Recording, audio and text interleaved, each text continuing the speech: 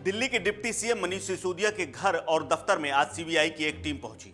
CBI की team पहुंचने से घर और दफ्तर में हड़कंप मच गया। आनन फानन में डिप्टी सीएम मनीष सिसोदिया ने एक ट्वीट किया। उन्होंने लिखा कि सीबीआई की टीम मेरे घर और दफ्तर में पहुंची है और छापेमारी कर रही है। इससे पहले भी सीबीआई कई बार मेरे घर और यहां तक कि मेरे गांव में छापेमारी कर चुकी है, लेकिन उसे अब तक कुछ नहीं मिला और आगे भी उन्हें कुछ नहीं मिलेगा। हम ईमानदारी के साथ दिल्ली के स्कूलों के लिए काम कर रहे हैं।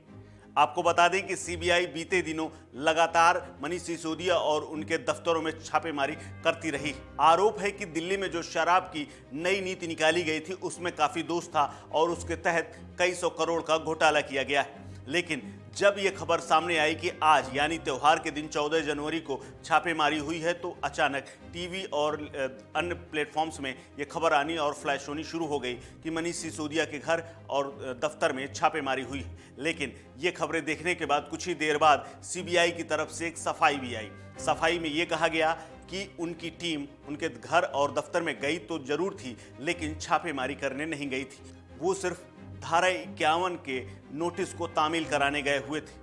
आपको बता दें कि इस पूरे घटनाक्रम के बाद डिप्टी सीएम की तरफ से भी फिर कोई बात सामने नहीं आई। हालांकि सीबीआई की तरफ से जो सफाई आई उसके बाद ये स्पष्ट हो गया है कि डिप्टी सीएम मनीष सिसोदिया के घर और दफ्तर में किसी प्रकार की कोई छापेमारी नहीं हुई है। हालांकि उनकी टीम जरूर गई थी। आपको बता दें कि दिल्ली में हुए शराब नीति और शराब के कथित घोटाले को लेकर सीबीआई की जांच चल रही है और इससे पहले ईडी ने भी जांच की थी। दिल्ली की शराब नीति में कथित तौर पर घोटाले को लेकर अब तक जांच एजेंसियों ने 2 बार अपनी रिपोर्ट कोर्ट में पेश की है।